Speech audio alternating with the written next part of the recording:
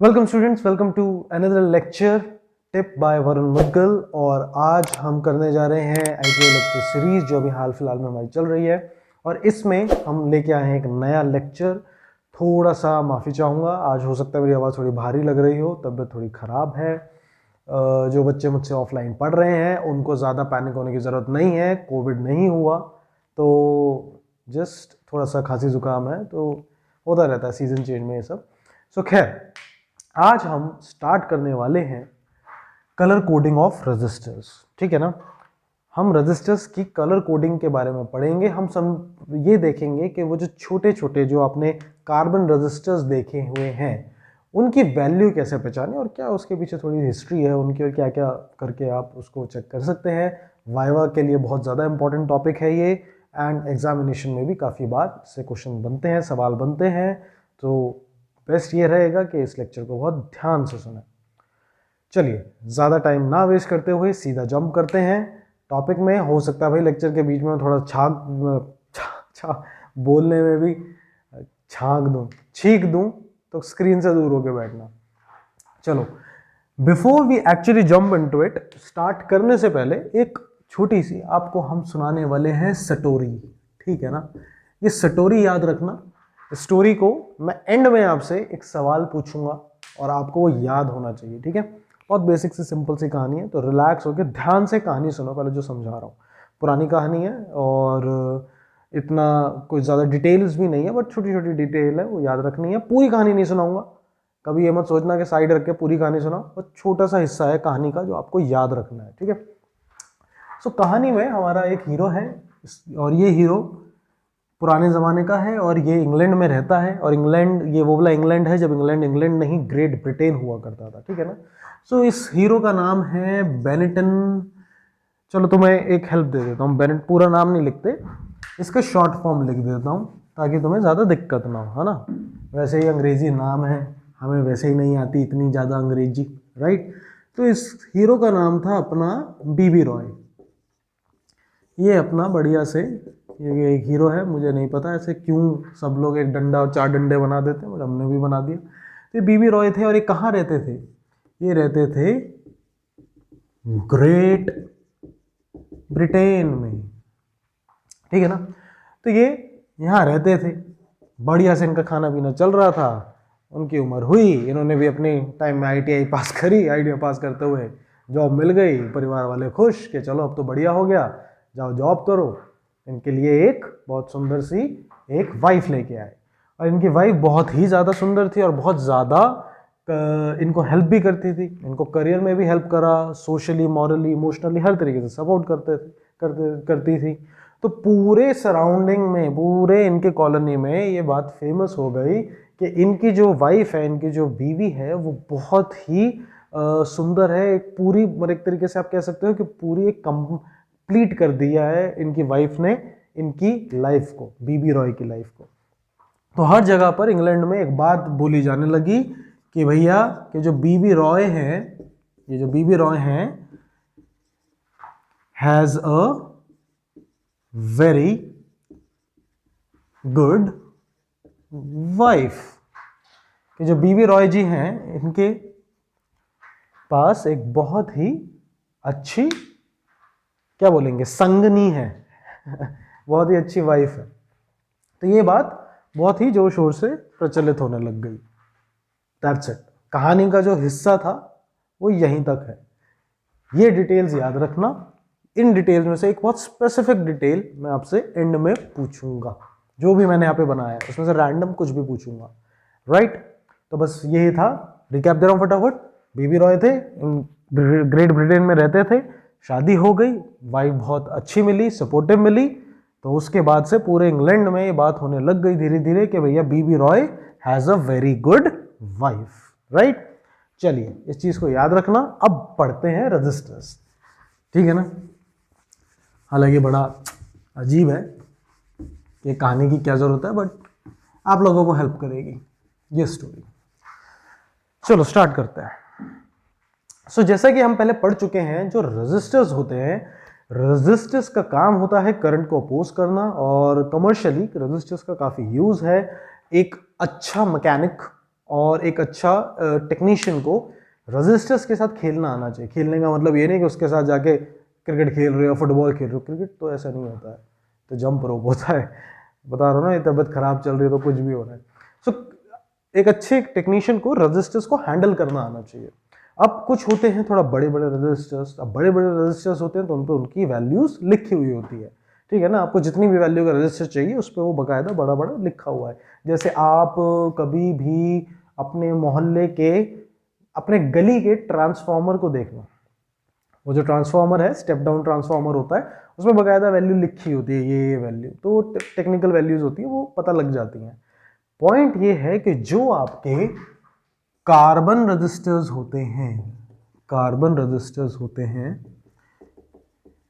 ये इनके साथ कुछ दिक्कतें नहीं, कुछ आसान, कुछ इनकी एप्लीकेशंस ऐसी है, मतलब इनकी ज़रूरत समझ लो कुछ ऐसी है कि ये बहुत ही छोटे होते हैं साइज में, बहुत छोटे साइज के होते हैं और इनकी वैल्यू बहुत बड़ी होती है, लार्ज वैल्यू के होते हैं ये, समझ लो ना। देखो एक रजिस्टर है 1 ओम, 2 ओम, 3 ओम, 4 ओम, 5 ओम, फिर एक रजिस्टर आते हैं 10 ओम, 100 ओम, 1000 ओम, 10,000 ओम, 5,000 ओम, समझ रहे हो, 25,000 ओम, 100,000 ओम, समझ रहे हो, ऐसे करके वैल्यू बढ़ती रहती है। तो इतने बड़े बड़े रजिस्टर, और कितना सा होता है वो, छोटा सा, बहुत छोटा सा, इतना छोटा सा रजिस्टर होता है, उसकी इतनी बड़ी वैल्यू।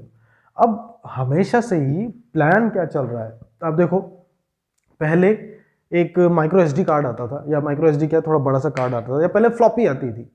इतनी बड़ी फ्लॉपी में कितना 11-12 पता नहीं कितने केबी की कुछ स्पेस होती थी, है ना, एक बहुत पहले का टाइम था। फिर उससे सीडीज आई, फिर डीवीडीज आई, और धीरे धीरे माइक्रो एसडी कार्ड, और अब देखो इतना छोटा सा कार्ड होता है नाखून बराबर, और उसमें 128 जीबी, कितनी ज़्यादा स्पेस होती है।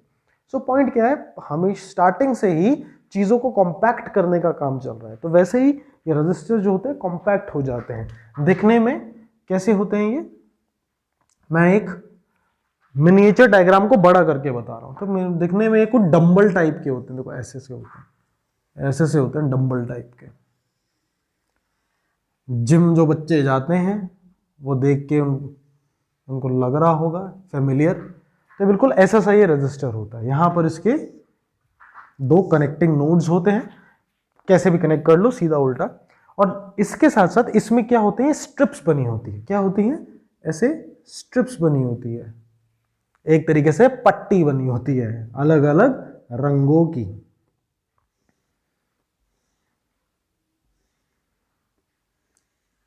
ऐसे ये अलग अलग पट्टियां बनी होती है, ये किसी अलग कलर की पट्टी है, ये अलग रंग की, ये भी अलग रंग की, ऐसे सब अलग अलग रंग की पट्टियां होती हैं। तो जो स्टैंडर्ड रजिस्टर्स होते हैं ना, स्टैंडर्ड रजिस्टर्स जो आपको देखने को मिलेंगे बाजार में, या जिनका आप यूज करोगे, उसमें ये जो पट्टियां हैं, इन पट्टियों को क्या बोलते हैं, इन पट्टियों को बोलते हैं बैंड्स। बैंड्स, ठीक है ना, पट्टियां। ये पट्टियां जो होती हैं, कुछ में आपको 4 पट्टियां भी मिलेगी, यानी 4 बैंड भी मिलेंगे। मैं स्टैंडर्ड की बात कर रहा हूं, यहां पे लिखूंगा, जैसे आपको कितने 4 बैंड वाली रजिस्टर मिल सकता है, 5 बैंड वाला, या 6 बैंड वाला। अभी 4 बैंड, 5 बैंड, 6 बैंड है क्या, कुछ भी नहीं है भैया, ये पट्टियां हैं, जितनी पट्टियां उतना बैंड। 4 पट्टियां, मान लो 4 पट्टियां हो तो इसमें सिर्फ 4 ही पट्टियां होंगी, ये वाला नहीं होगा और ये वाला नहीं होगा।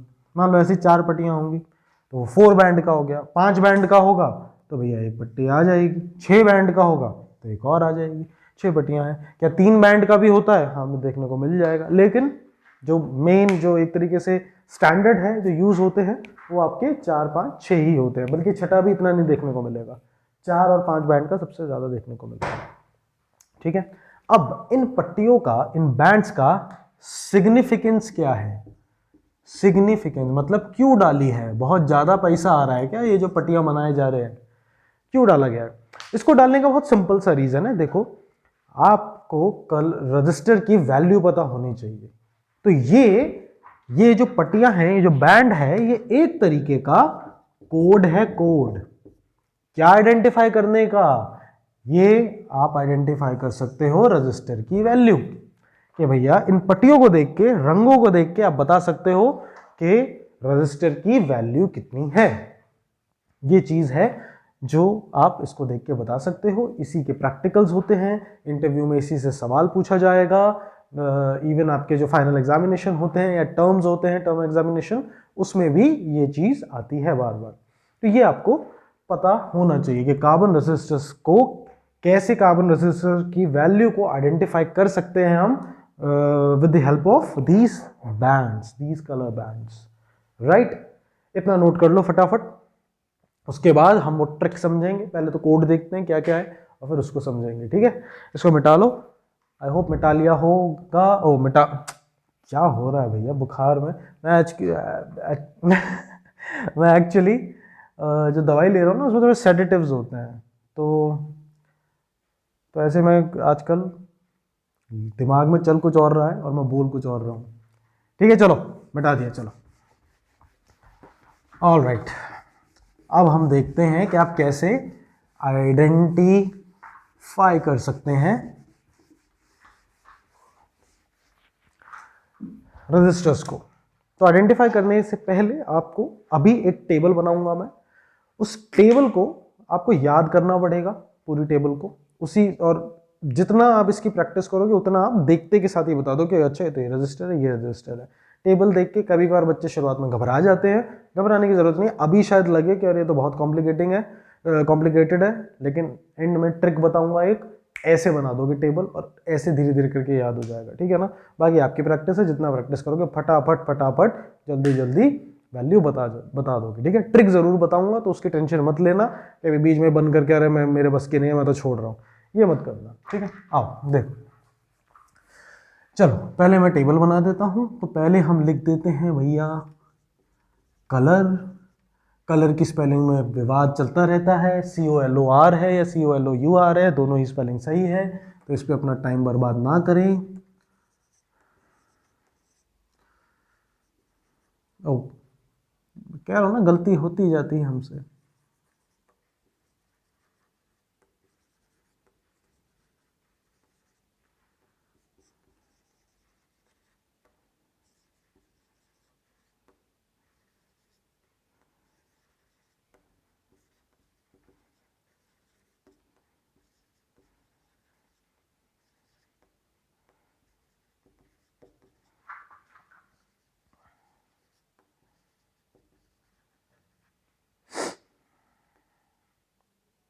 ठीक है बहुत है। तो ये तो हो गए जी हमारे कलर्स, देन डिजिट।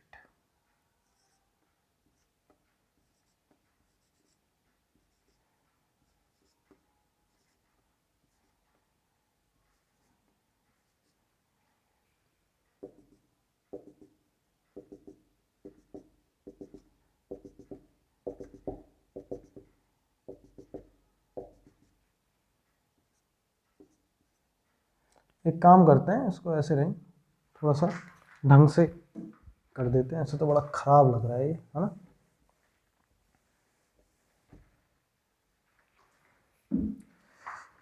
हाँ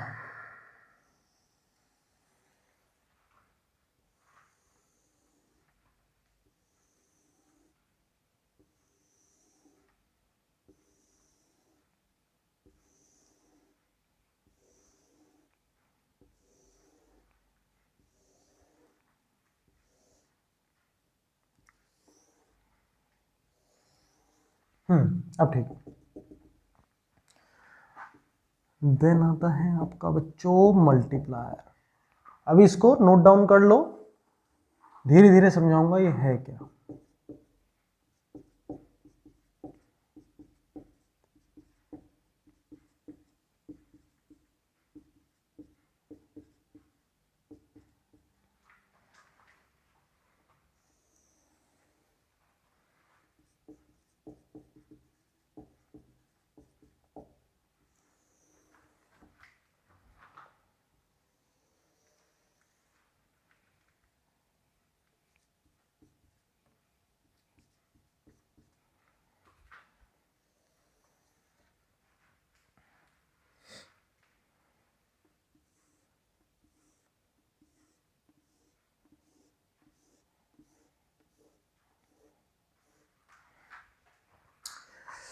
इसको नोट डाउन करो,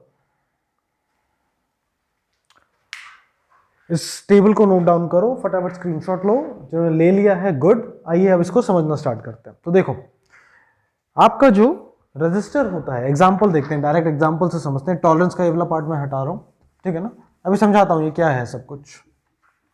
देखो एक रजिस्टर का एग्जांपल लेते हैं।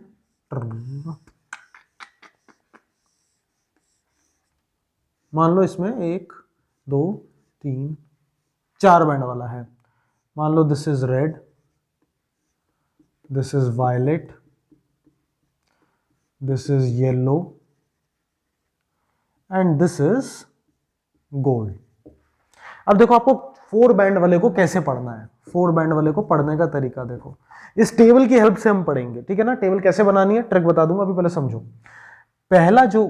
पहली जो पट्टी है रेड, ये आपको डिजिट बताएगी, ठीक है। तो पहली पट्टी रेड है, रेड कहां है, डिजिट, रेड रेड रेड, ये रेड यानी 2, यानी आप लिखोगे 2।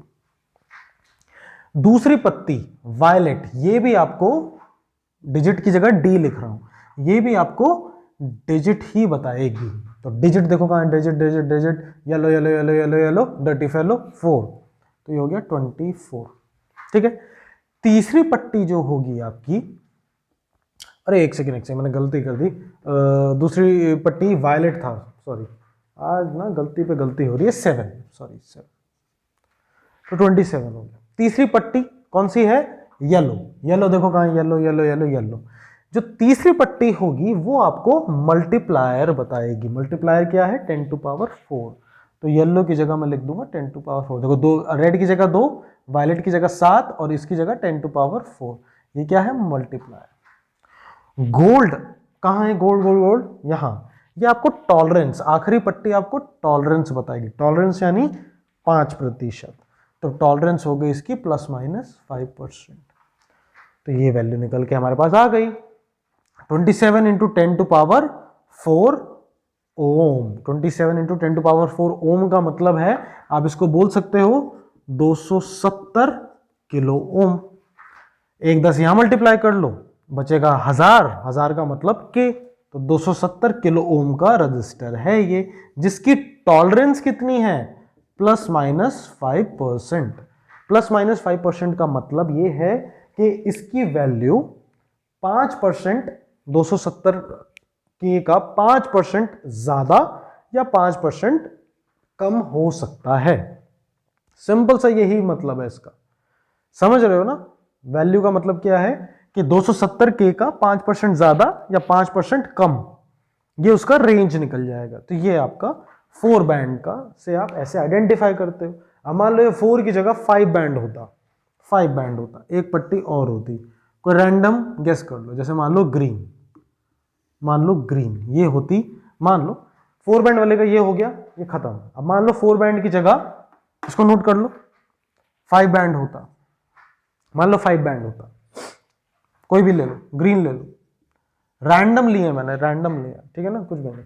तो याद रखो मैक्सिमम जो पहली 3 डिजिट हो, जो पहली 3 पट्टियां हैं वो आपको डिजिट ही देंगे, डिपेंडिंग ऑन कि टोटल कितनी है। अगर 4 बैंड है, 4 बैंड है तो पहली 2 डिजिट देंगी, फिर बीच वाली मल्टीप्लाई है और फिर टॉलरेंस। अब यही अगर 5 बैंड हो गए तो 3 पहली डिजिट जो होंगी, जो 3 पहली पट्टियां होंगी, बैंड होंगी, वो आपको डिजिट देंगी। ग्रीन का है, ग्रीन ग्रीन ग्रीन, हरा हरा, ये हरा, डिजिट है 5, तो यानी इसकी वैल्यू हो जाएगी 5। तो ये कितना हो गया, 527 इंटू 10⁴। बाकी सारी चीजें एज इट इज चलेंगी, ठीक है। नेक्स्ट मान लो, इसको नोट डाउन कर लो, मान लो 5 बैंड की जगह ये आपको दे दे 6 बैंड, 6 बैंड, 6 बैंड। आमतौर पे आपके लेवल तक 6 बैंड का सवाल नहीं आएगा, पर बाई चांस आ गया कि भैया 6 बैंड का बताना है, 6 बैंड का, तो याद रखना ये जो छठा बैंड होता है ये टेम्परेचर कोफिशिएंट बताता है आपको, टेम्परेचर कोफिशिएंट।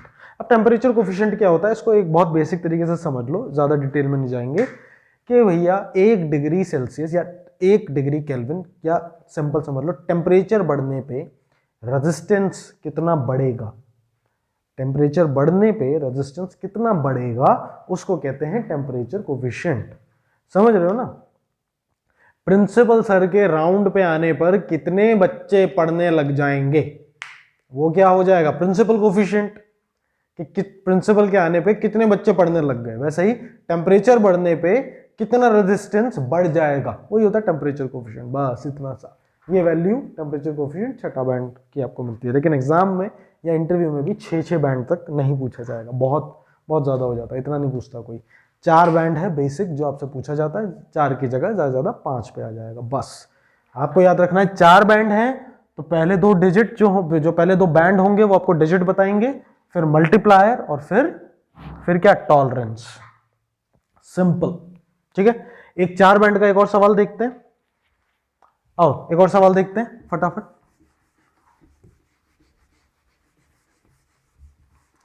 चलो 4 बैंड का डायरेक्ट बैंड बताओ, 1 2 3 4, रैंडम ले लो। रेड, ऑरेंज है क्या हमारे पास? नहीं, ब्राउन ले लेते हैं, ब्राउन। इसको हम ले लेते हैं ग्रीन और इसको ले लेते हैं सिल्वर।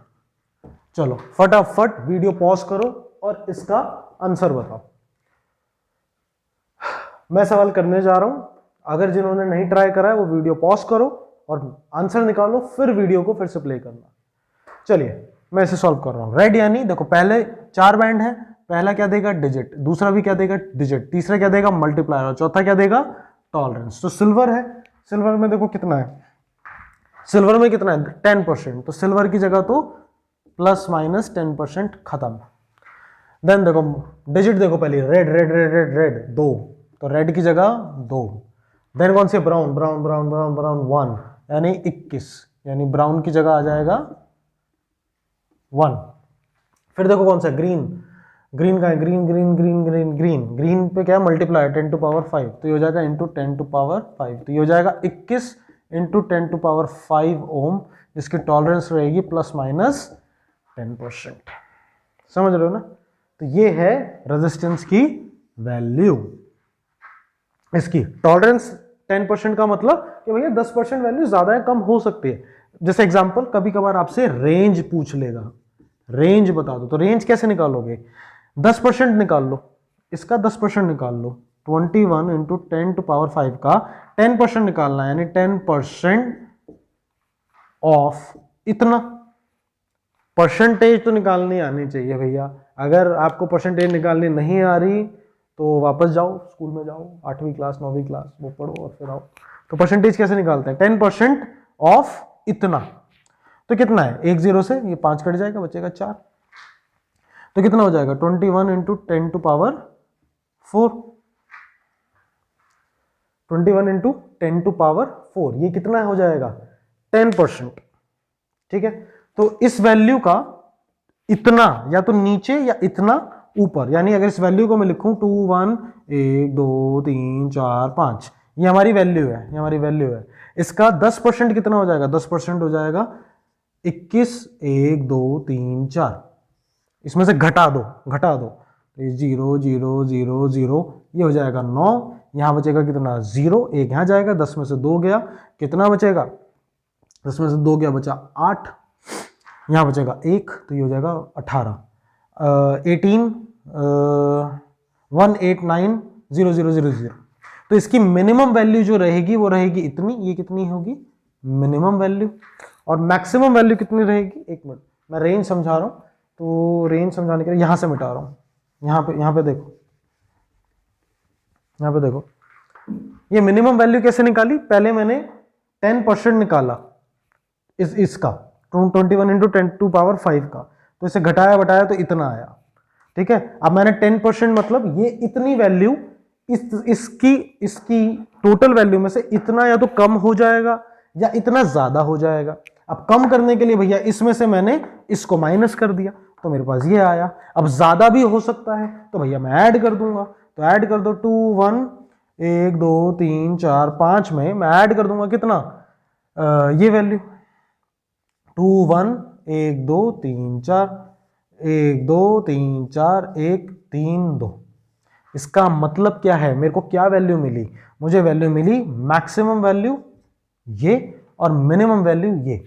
मतलब इस रजिस्टर की वैल्यू जिसमें ये पट्टी बनी होगी उसकी वैल्यू कम से कम इतनी हो सकती है और ज्यादा से ज्यादा इतनी हो सकती है 2310000।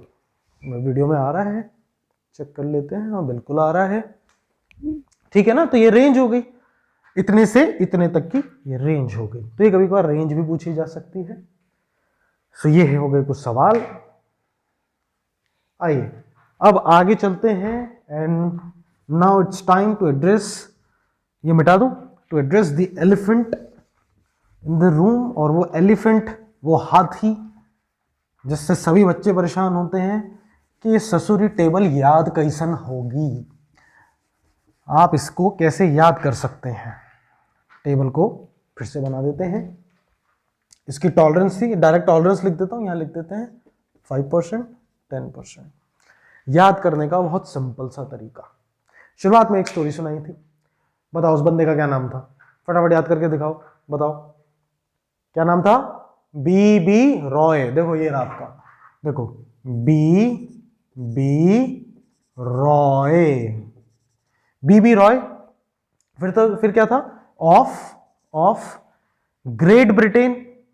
ग्रेट ब्रिटेन, लाइन क्या थी, लाइन थी बीबी रॉय, फिर क्या था, of Great Britain has a very good wife. यही थी ना, BB Roy of Great Britain has a very good wife. तो भैया बीबी रॉय तो एज इट इज लिख दिया, बीबी रॉय, इतना याद हो गया। और इसके आगे क्या, 0 से स्टार्ट करना है, 0 1 2 3 4, 10 to power 0 1 2 3 4, इतने में तो कोई प्रॉब्लम नहीं है। उसके बाद क्या है, देखो इतना कंप्लीट हो गया आपका।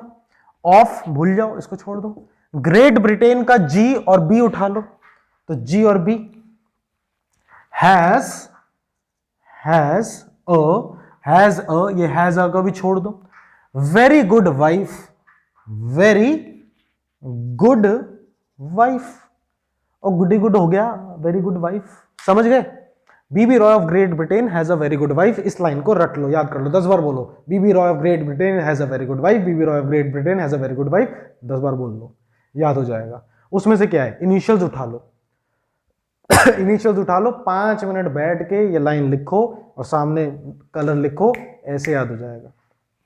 इसको याद करने का तरीका क्या है, 0 से गिनती स्टार्ट करो। देखो डिजिट को याद करने का क्या है, 0 से 9 तक की गिनती लिखनी है, इजी। मल्टीप्लायर को याद करने का क्या तरीका है, 10 to power 0 से 10 to power 9 तक की गिनती लिखनी है। अब आ जाओ कलर को, कलर को कैसे याद कर सकते हो, बी से बना, ब्लैक से याद कर लो। देखो कंफ्यूजन क्या होने वाली है कि यहाँ ब्लैक लिखूं ब्राउन लिखूं, याद रख लो कि भैया ब्लैक, ब्लैक आएगा सबसे पहले।